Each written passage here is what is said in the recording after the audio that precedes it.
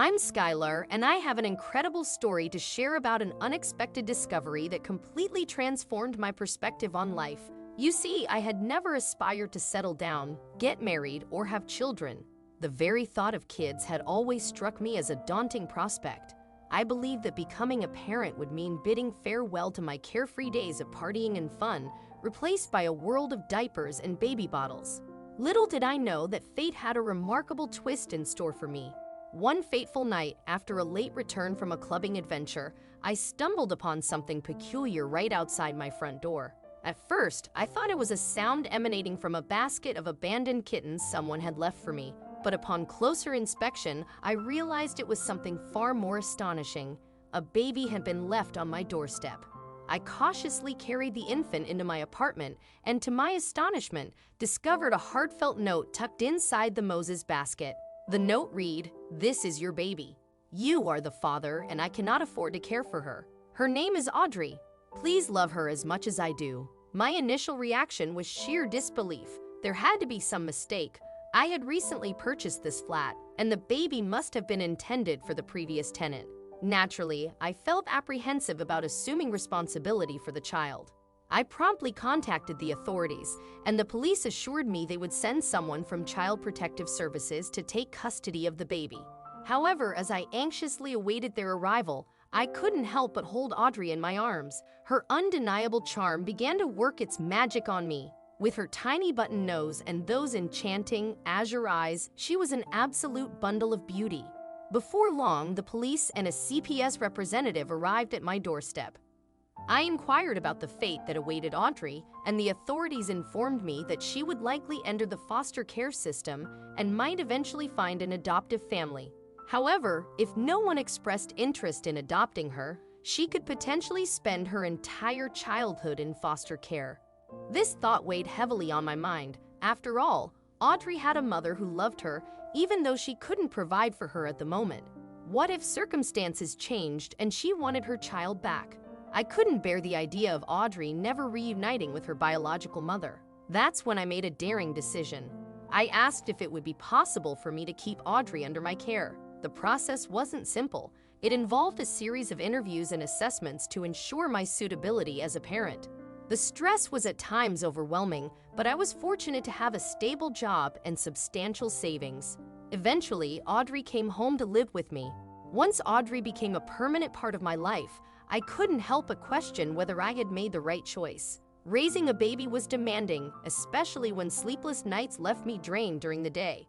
As the head of marketing for a fashion company, I found it increasingly challenging to balance my career with parenthood. Regret began to creep in. However, salvation came in the form of Bella, my neighbor, whom I hired as a live-in nanny. Bella was a lifesaver. She immediately moved in with us, taking charge of nighttime feedings and allowing me to get much-needed rest. Her support was invaluable. She cared for Audrey while I was at work, ensured she attended Mommy and Me classes, and showered her with affection in my absence. During weekends, I took over the childcare duties to give Bella a break, but she often insisted on spending time with us. This arrangement worked splendidly for some time. However, as Audrey began attending school, I informed Bella that her services as a nanny were no longer required. It was a heart-wrenching conversation.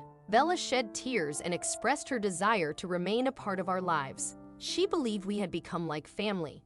We reached a compromise. Bella stayed on as my housekeeper, tending to household chores while Audrey was at school. Upon her return, Bella would look after her until I returned from work. Audrey adored having Bella around and affectionately referred to her as her second mother. Yet, not long after Audrey's 10th birthday, I faced an unexpected setback when the company I worked for went bankrupt, resulting in the loss of my job.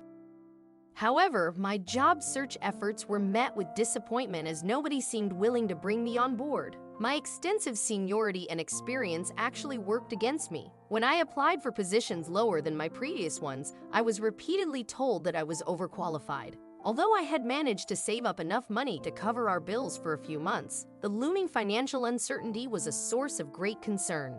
The weight of the situation weighed heavily on my heart, especially as I realized that I could no longer afford to keep Bella employed. Her passionate plea to remain part of our lives was difficult for me to handle. She offered to work for free just to stay with us, a gesture that made me feel uncomfortable. In the midst of her emotional outpouring, Bella's desperation escalated to a point where she knelt before me, tugging at my clothing and screaming about her inability to leave us. Reluctantly, I grabbed her bag and handed it to her, but it slipped from my grasp. To my astonishment, as her bag fell, a collection of pictures spilled out, revealing snapshots of my daughter. I couldn't believe my eyes. Bella had been secretly taking pictures of Audrey every single day. My anger flared, and I wanted her out of my house immediately. In response, I called the police, opting to keep the incident from Audrey, knowing that it would only upset her. She held a deep affection for her nanny, and I didn't want to shatter her world. In the ensuing months, my job search continued to yield no results. Faced with limited options, I made the bold decision to start my own marketing agency. Working from home helped me save money and gave me the opportunity to spend more time with Audrey. However, Audrey's resentment towards me for sending Bella away still lingered. She declined my invitations to go to the cinema or the mall, harboring anger over the events that had unfolded.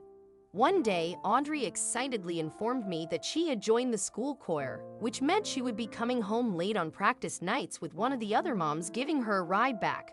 I was genuinely pleased to see Audrey getting involved in an activity that took her out of her room, so I agreed on the condition that she kept her phone with her and updated me on her whereabouts.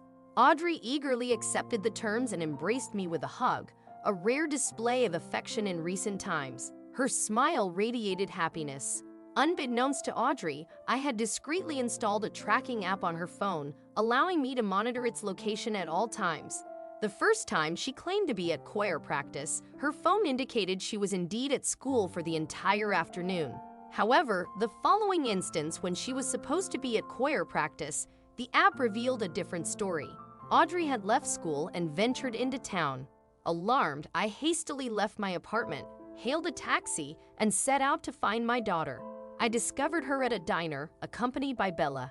I stormed in and confronted Audrey, demanding an explanation for her absence from choir practice. Bella, in her defense, was apologetic and admitted it was her doing. She confessed that her yearning to see Audrey had been too overwhelming to resist. I sternly warned Bella to stay away from my daughter, cautioning that I would take legal action if necessary. Turning to Audrey, I reluctantly informed her that she had to quit the choir. Audrey tearfully protested, so I compromised, allowing her to continue as long as she returned home directly after practice. My trust in her commitment to this agreement was shaky, and a few weeks later, I decided to surprise Audrey by picking her up from school and treating her to a manicure. However, as I approached the school gates, I noticed Bella waiting there. I approached her and inquired about her presence. She appeared embarrassed and claimed to be coincidentally in the area. I found it difficult to believe Bella's explanation for being near Audrey's school, considering she lived on the other side of town. My suspicions intensified when Audrey emerged from school and her flushed cheeks revealed that she and Bella had arranged to meet. This was the breaking point for me, and I decided to take legal action by obtaining a restraining order against Bella. Her obsession with my daughter had become far too unsettling to ignore, and I hoped this would put an end to the situation. Little did I know that my ordeal had only just begun. Following Bella's departure from our lives, Audrey sank into a deep depression. She withdrew into the confines of her room, spending her days there and only emerging to eat. She refused to engage in conversation, even when I offered to take her shopping for new clothes. So one evening, when I called her for dinner and received no response, I assumed she was sulking in her room. In frustration, I entered her room and was met with an empty space. Panic set in as I scoured our apartment, desperately searching for my missing daughter. Anxiety overwhelmed me.